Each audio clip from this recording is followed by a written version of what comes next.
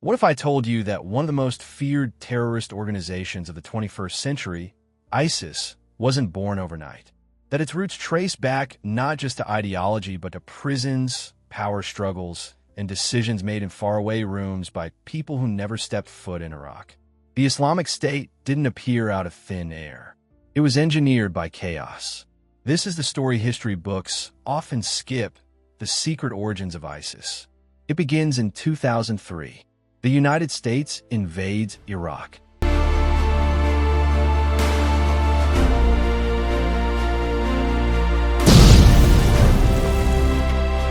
Saddam Hussein's regime collapses, and with it, the fragile balance that held Iraq's many factions together. Overnight, hundreds of thousands of Iraqi soldiers were disbanded. No jobs, no income, but plenty of weapons and anger. These men didn't disappear. They went underground, bitter, humiliated, waiting for revenge. And in the chaos of occupation, a new kind of war began. Amid the occupation, U.S. forces built a massive detention center in southern Iraq, Camp bWhat. Thousands of Iraqis were imprisoned there, many with no trial, no charges, just suspicion. Among them, a quiet, seemingly unremarkable man named Abu Bakr al-Baghdadi. Inside those fences, something extraordinary happened. The extremists met the ex-soldiers. Jihadists shared their ideology. Ex-military officers shared their strategy. Camp bWhat became a university, a terrorist academy. By the time Baghdadi walked free in 2009, ISIS was already an idea, one waiting for a spark. That spark came with the civil war in neighboring Syria. As Assad's regime fought rebels, the chaos spilled across borders. Into that chaos stepped Baghdadi's group, once called Al-Qaeda in Iraq. But they wanted more than terrorism. They wanted a state. They rebranded the Islamic State in Iraq and Syria, ISIS. And in 2014, they did what no modern terrorist group had ever done. They seized an entire city, Mosul. Billions in captured weapons. Thousands of recruits. A black flag now flew over 1/3 of Iraq and Syria. The world was watching, too late. How did ISIS grow so fast? Money, fear, and propaganda.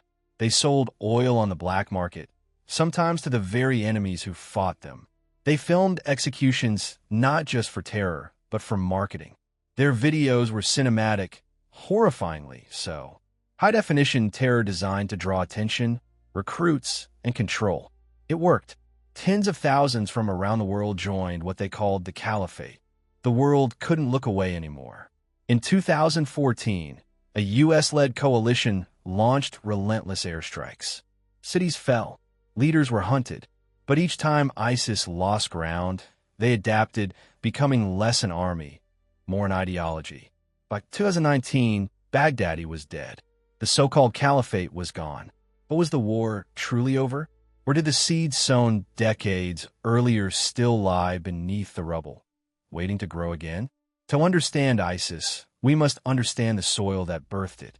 Decades of dictatorship, foreign invasions, sectarian divides. Each war fractured a society until chaos became the only constant. ISIS wasn't just about religion or revenge. It was about power filling a vacuum.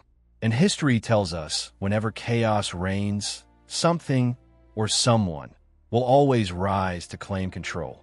In the ashes of ISIS's defeat, a new generation grows up, one that has seen too much violence, too much loss. The real question is not how ISIS fell, but why it rose. Because until the world answers that question, history may repeat itself. The secret origins of ISIS are not just about one group, one man, or one ideology. They are about what happens when despair meets power and when the world looks away too long. History is not a set of distant events, it's a mirror. The story of ISIS warns us, if injustice, division, and chaos go unchecked, the monsters of tomorrow may already be forming today. Because every war begins not on the battlefield, but in the shadows where forgotten people wait to be heard.